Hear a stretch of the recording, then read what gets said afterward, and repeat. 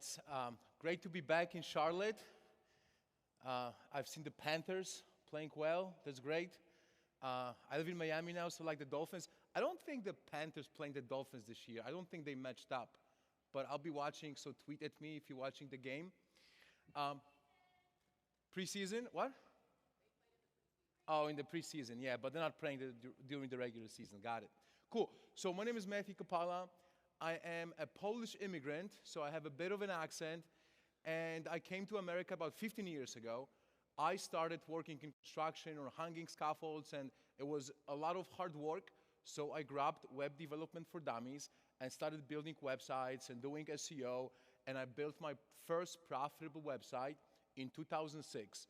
And since then, I have about 14 years experience in SEO and SEM. I lived in New York for 12 years, so I work at some of these biggest agencies on Madison Avenue. In my previous life, I was also teaching at NYU a little bit part-time. As an adjunct professor, I wrote a book about SEO, SEO Like I'm 5. And today, I'm running an agency called Alphamatic. So we are a specialist SEO and SEM agency. We work with clients really large and small. Right now, we work with clients like Calvin Klein, so really big e-commerce websites, a lot of B2B, a lot of hotels, so all over the place, L'Oreal, even Novartis. I also run Search Decoder, SEO Training Institute, and we do SEO workshops for marketing teams, and we have a lot of educational materials if you're interested. Okay, so the 14 years in SEO taught me this one principle that I go by. Intensity will always beat extensity in SEO. So the couple principles for today is transformative actions over optimizing on the edges. Really disregard a lot of the noise that is out there and focus on the 20% of actions that can lead to 80% of your results. And always prioritize. Obviously, I want to prioritize low effort, low cost, high return type of activities. So with that being said, the Pareto Principle of SEO. So if you guys studied history, you must know Wilfredo Pareto. He was an Italian economist, and he looked at the data in Italy, and he found out that 20% of the population in Italy owned 80% of land. If you look at IRS data, you'll see that about 20% of people own, a majority of the wealth. And this applies to, biology, physics, all walks of life. And it definitely applies to SEO. If I look at your SEO data, most likely, with very high probability, I'll find 20% of keywords or 20% of your landing pages driving 80% of your revenues and clicks and actions on your website. So today I really want to focus on the actions that I really start working in terms of my client work, my own businesses, and I'll start with some easier techniques, and then we go a little bit more advanced. So I've been watching this case study. I've been watching Google results for the keyword credit cards. So the keyword credit card has about 700,000 searches in Google every month, and people are willing to pay $17 cost per click. And if you add, Bing and Yahoo, there's going to be about 1 million searches. By the way, who uses Bing or Yahoo? Over there in the back? No. Nobody. Let me ask you this. You look at ComScore data, right? And you see 30% of search marketplace in the US is owned by Bing and Yahoo. So do you actually see in your Google Analytics traffic from Bing and Yahoo? There is 30% of your organic search. Who does that? Who can see that? No one.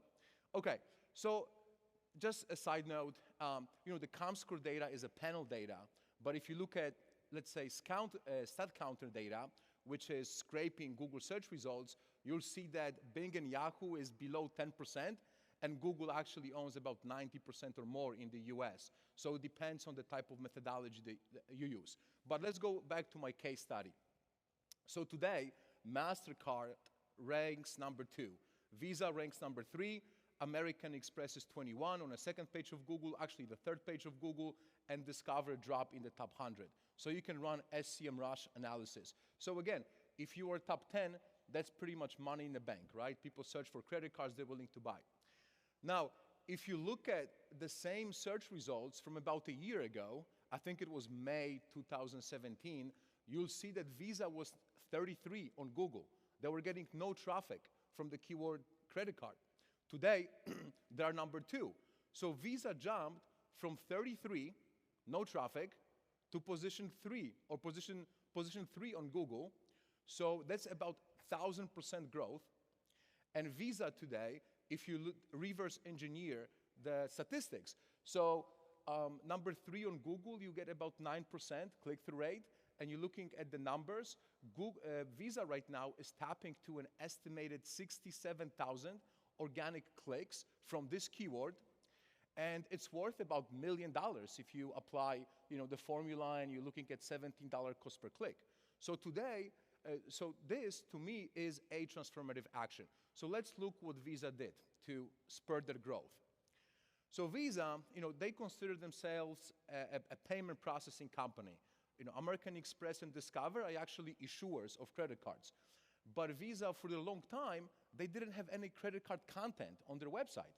And at some point in 2017, they built a web page on their website that is now dedicated to the credit cards. It's like a credit card finder. But because their domain is so authoritative, domain authority of Visa is like 90 out of 100, all of a sudden, they just went to the top of Google. So that's a pretty profound learning to me as far as what type of techniques you can apply to your businesses. So number 1 is the fat site structure and navigation. When I start working with a client, I look for quick wins. I don't go into optimizing something on the edge or voice search or something flashy subject to make me look good to the client. I look at the fat site structure and I try to identify these keyword opportunities. So you can see that Discover, they may rank on keywords like student credit card, cashback credit card. They even have NHL credit card for that matter. But this is the type of strategy that will allow you to rank for these keywords. So I'm going to show you a case study. We worked with L'Oreal, 2015. They had very thin navigation, not many categories, subcategories, and they were not doing as well in SEO. So what we did the whole shebang, the whole keyword research. And by the way, I am makeup expert at this point. If anybody wants to talk makeup. So apparently there is something called dark circles, very important, skincare concerns. But you see, this is the breadcrumb. So you have skincare concerns, dark circles. And I go to that page, and it's not only the feed of products. There is a header 1, header 2, there is some description. You can put a slider over there, but it's some original content that gives this page, the targeting to the keyword signal for Google. So this is something that I always start with, looking at the navigation and identifying these transformative actions. So you can see that for L'Oreal, if you're looking at SEMrush, the traffic definitely go up after the redesign, and they created all these pages, category, subcategory pages, and so on. So if you are in B2B industry, I love to target the industries. So if you are in B2B, what are the red carpet industries where you get, what are the 20% of industries where you get 80% of your revenues? And you can see McKinsey, they have the industry section on their website, and they have all these different industries, and they rank on keywords, industry plus management consulting, right? So they follow that strategy. And the competitors, Accenture, Bain & Company, they do the same thing. They target industries, and they write specific targeted content, what's interesting about this industry, what are the industry statistics, so that they can rank on these keywords, because they know their clients will search for keywords like retail management consulting, for example. And there's a lot of search volumes for these keywords if you do the keyword research. So if you don't have this type of content on your website in B2B, then you cannot really compete. I also like to target client roles in the navigation or footer. So let's say that you're selling software to IT professionals. You may have, are you an IT director? Here is a page for you. Are you an IT consultant? Obviously, there'll be different content relevant to a director versus a consultant. So you can build a relationship and have that type of navigation on your website. So you can see here, one of our clients, Real Connects, they wanted to connect with real estate investors and lenders. So they had these pages, and then we did keyword research. We found a bunch of other roles that made sense to them, and we blew up the navigation, included more roles, more content, and the traffic went up, and they started ranking on more keywords. Very simple.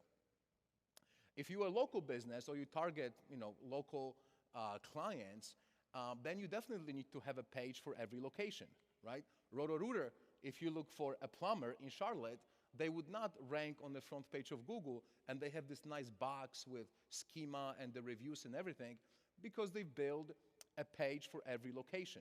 So this can be applied to many different situations depending on your business. But this is really where I start. And just to summarize, the bottom line, size definitely matters in SEO. Sometimes people come to me and they show me a website like 5 pages. And can you do SEO for us? Well, you need like 20, 50 pages for SEO to really kick in for you. But I would say for a small business or a new website, your goal should be at least 20 pages. 20 product pages, service pages, industry pages, more if you can. And you need to at least have 50 blog posts for your website to have enough volume to rank for the keywords, for enough keywords. So here is the process I go through for this exercise. I want to organize my website, my content into logical categories and subcategories. Obviously, if you have a huge e-commerce website, you're gonna have a lot of categories, but usually it's not that hard. So this could be by service, by product categories, by industries, by roles, by local markets you serve. Then you can also go to SEMrush and look at the keyword gap analysis, put your competitors, and figure out the type of keywords they rank where you don't rank. We also do a lot of competitive analysis. We look at what type of pages they have in their navigation, and then create 10 times better content, which I'm gonna be talking about next, how to create the type of content that's gonna get you a rank on Google. And as you create all this content, you have to create some kind of section and link it from navigation or from footer for the domain authority to flow to the page. And by the way, I have a lot of slides in this presentation, so if you'd like to see the deck, you can email me. I left the email in the footer over here, matt@alphametic.com. So you can email me. I'll be happy to send you the deck right after the presentation or tomorrow. Okay, so if I had to summarize the role of SEO in one sentence, I would say the role of SEO is to create the best web page on the internet for a targeted keyword. I mean, that's really the essence of it. So I want to talk to you about, like, now you need to create all these pages. So how do you create the type of landing pages that will get you the SEO results? Because somebody may follow my strategy and create, 100 pages for every location, right? And then have the same content and just change the name of the location. It didn't work for me. Well, you have to create a content that is better compared to the websites that already rank on Google. So look at this case study over here. Small business loan, very extremely competitive keyword. About 50,000 people every month search for this keyword, and they're willing to pay $45 cost for every click on Google. So that's how competitive it is. And who's ranking number 1? Fundera.com. It's actually not SBA.gov, even though SBA.gov is way more authoritative domain, but Fundera is ranking number 1. So I encourage you to go check out that page that is ranking. They have, first of the page is 3,000 characters, or 3,289 characters. So it's not a page with like 600 words. According to Brian Dean from Backlinko, the average page that ranks on the front page of Google is 1,890 characters. Obviously, if somebody's searching for pizza near me, you don't want to write the history of pizza. But for certain keywords like small business loans, the searchers, they're looking to learn a little bit more information. They're looking to learn what type of loans are out there. So you can see I really like the way they approach the content creation for their page for such a competitive keywords. And this is what I call effective design and UX meets effective copywriting. So you have beautiful original graphics, you have all these calls to actions, you have frequently asked questions, you have related topics, you have all the different loan types, and this web page just pulls me in. I want to scroll deeper and deeper, and obviously today Google looks at user engagement, they look at all these signals. So check it out in your free time and see if you can create something similar for your own situation. So I mentioned long form. Long form really works in Google.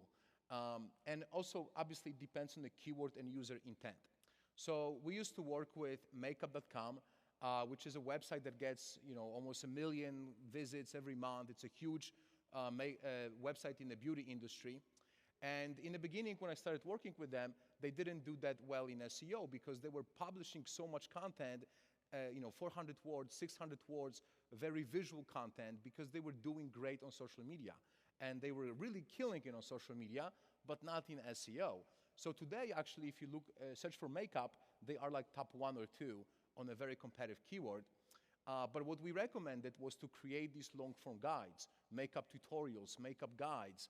And as you can see, we also redesigned, the company redesigned the site, and we created a new navigation for the black categories, and the traffic went up. So they're ranking on 130,000 keywords, makeup.com. You can also combine the industry technique with the guide. So what we do on our website, we create these long-form guides. So we have a couple casino clients. We also work with 3 beauty brands right now, e-commerce brands. So we created these guides that are like 3,000-4,000 words. And this is a technique from Brian Dean, called the skyscraper technique. If you want to check him out at backlinko.com. And you can see that our own traffic to these pages for my own website, alphametic.com, has grown significantly, and also a lot of people found a reason to link to these pages because they really provide like the definite ultimate resource on this topic. If you want to learn the beauty marketing guide to SEO, for example. So you can also do that. Okay, another technique I really love is from Neil Patel. If you guys follow Neil Patel, he's one of the experts in the area of SEO and content marketing. So he always says this, and we always do it as well. So what you want to do is identify what we call keyword sleepers. You would go to Google Search Console, and you would try to identify the page level data. And you pick a web page on your website, start with the 20 pages that drive 80% of your revenue, and sort by impressions and identify keywords ranking between position 10 to 20, 20 to 30. These are your keyword sleepers. So if you're ranking already position 17, for example, on a keyword that has a lot of volume, you're on a second page of Google, you're not getting any traffic, but you're very close to the front page of Google, right? It's much easier to optimize a page that is position 17 rather than you targeting a new keyword that you position 1 million, for example. So what we do is we try to create new content around these keyword topics because Google already likes my page for that keyword. And this could be headers, this could be additional paragraph, this could be a graphic, this could be anything.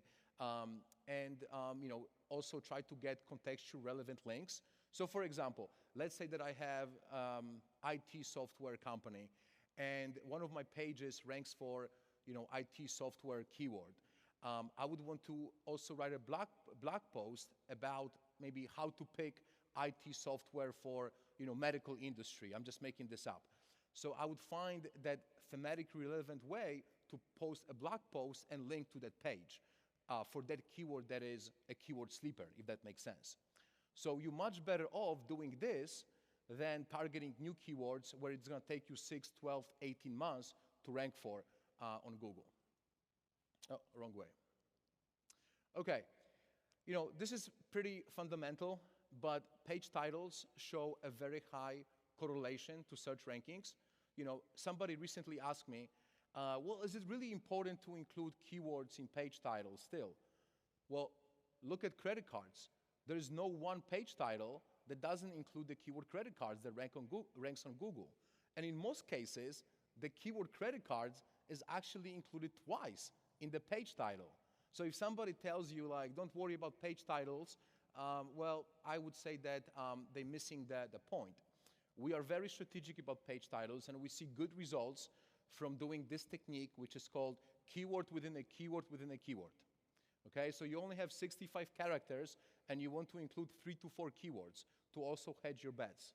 So in this example, compare credit card deals as a page title.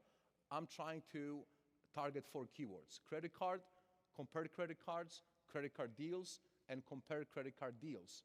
So in the beginning, maybe I'm gonna get the lowest, the lowest search volume, the least competitive keyword, and then I try to move my way up and target some of these more competitive keywords.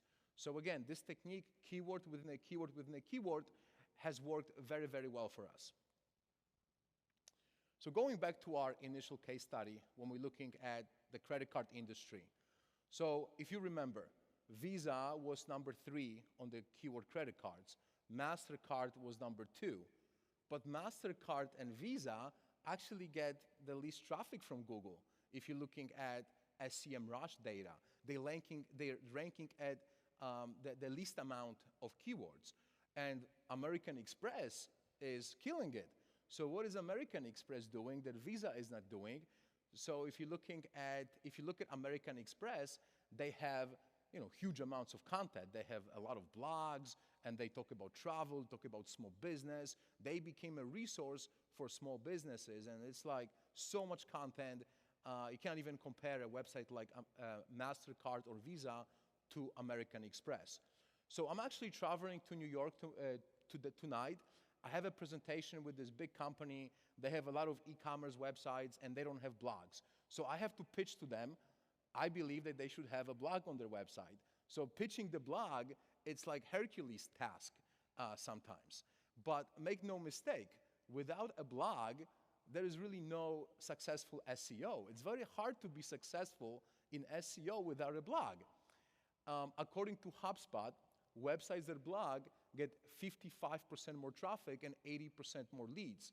Now you have all these keywords, how-to keywords, all these long-tail keywords. You cannot build content just creating landing pages without actually having a blog.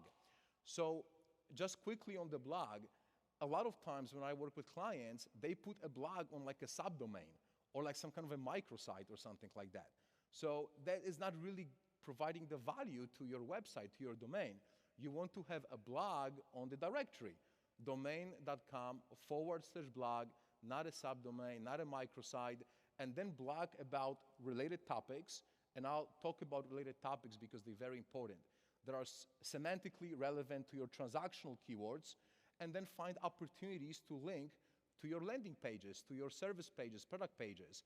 Now, it's very hard to get a link to a service page, right? But you can link from a blog post, and then blog posts also are more prone to get backlinks from other websites, so you can pass that authority to your own websites. So let's do a quick, another case study, look at the keyword makeup. As I said, I love the makeup stuff. So estimated $16 million marketplace, 368,000 people every month search for the keyword makeup. Beauty is a huge industry.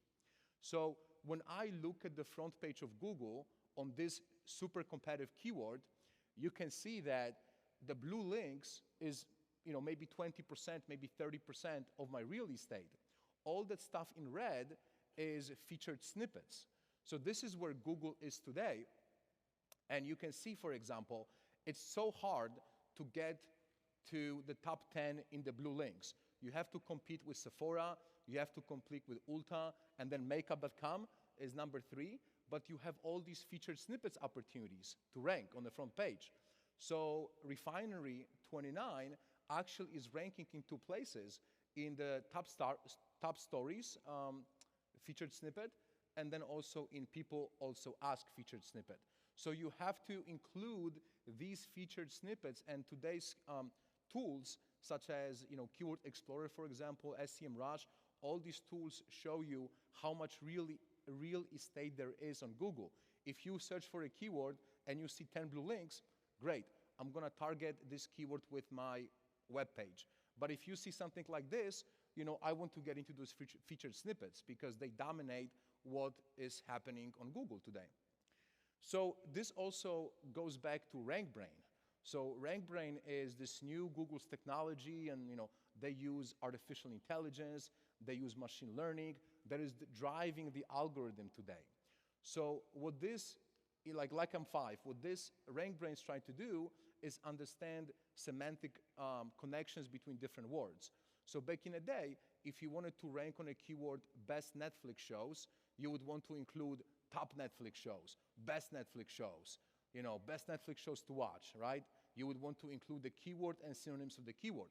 Today, you need to include what's called related topics. So Google creates this database of information, and they see that keywords like House of Cards, orange is the new black.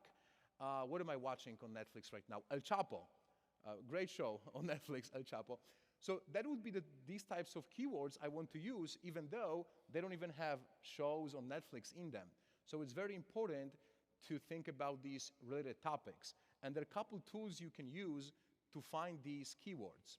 I really like answerthepublic.com. It's a tool where you can put a keyword, such as credit cards, and it's going to give you all these different variations. Why credit cards, how credit cards, what credit cards, where credit cards, and it will give you all these different variations of questions that people ask in Google's search box. So it's called Google's Suggest Scrapers. So they scrape the Google Suggest, which is populated by Google using the data where they think it's relevant to the keyword, okay? Other tools you can use include Keyword Research IO, .io, and Uber Suggest that pretty much do the same thing.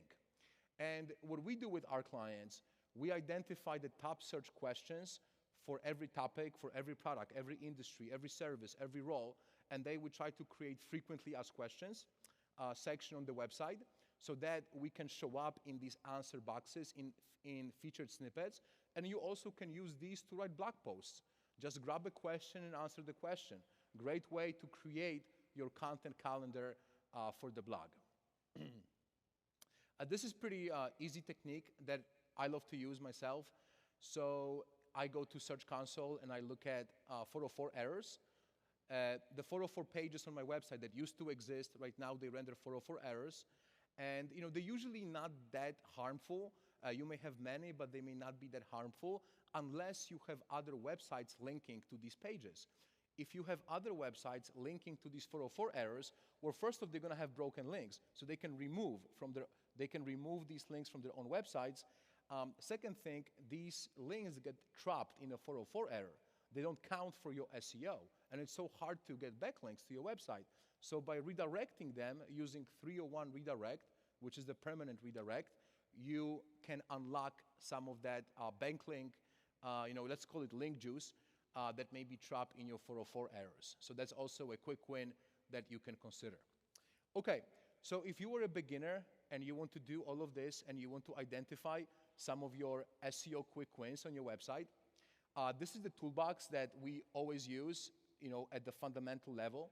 So you have the Search Console from Google, you have the Screaming Frog SEO Spider, which allows you to download the website data into a spreadsheet, Keyword Planner for keyword research, Answer the Public for related topics, Open Site Explorer, I think it's called Link Explorer right now, from Moz, Ahrefs, which is the biggest link database, BuzzSumo to identify trending headlines and the type of blog post headlines they got the most shares and the most backlinks, and then SEMrush, which is great for keyword tracking, is pretty inexpensive. Now, if you were advanced, and you want to do at the level of like the agency, these are the tools that we use. We have subscriptions to a bunch of different tools. So if you search on Google, search Decoder SEO Toolbox, or if you email me, I can give you this presentation. You can get the list of these advanced tools. So then what we do this actionable SEO scorecards. So the problem with SEO audits, so often they're not actionable. Somebody gives you this PDF of 100 pages with that you can fall asleep reading and nothing happens. So what we do, We identify all of these different, performance scores for SEO items, and we identify the performance gaps. So everything in red is what you should be addressing. And then we prioritize these items. This is low effort, this is high effort. This is low return, this is high return. The same thing we do working with enterprise level clients like L'Oreal or Novartis or Calvin Klein. We can look at 20, 100 different markets or microsites or brand websites, and then we can identify these performance gaps at the enterprise level. So as opposed to going to website by website and trying to do SEO audit and fix things one by one, I already know that there are certain performance gaps where I can do one thing for 20 websites. So we do the same for enterprise level clients. And then, we are able to put all of these scores into simple, categories. Maybe it's a business unit, it's a market, it's a global markets, it's technology, keyword mapping, and we try to identify, where we should focus on efforts, because intensity will always beat extensity. And I want to finish with this. Before you begin, apply the same 80-20 rule to your own actions, right? We only have a couple hours in a day, and we always limit it. So, where are you in this diagram? Do you actually have time to do all of this? Do you have the talent? Like, do you have the skill set? Do you know how to use SEO tools and, write website code? Or you may just have the money and you can hire a consultant or an agency to do it for you. But you have to have one of the three, or at least two of the three, to move the needle. When it comes to SEO, you have to do all of this. You have to do web development, create content, the copywriting, video, graphic design. You need to have all these different skill sets. So think about it. Try to answer these three questions for yourself. What are the key things? What are the 20% of things I should be doing more of? What are the 20% of things I should be learning about? And what are the things I have no idea about and I should be actually outsourcing and not losing my time to do? With that being said, guys, again, I'm giving you my email if you want the deck. I don't have the time for questions on the stage, but I'll be right here, so come by, ask me any questions. Thank you so much. Thank you for your time.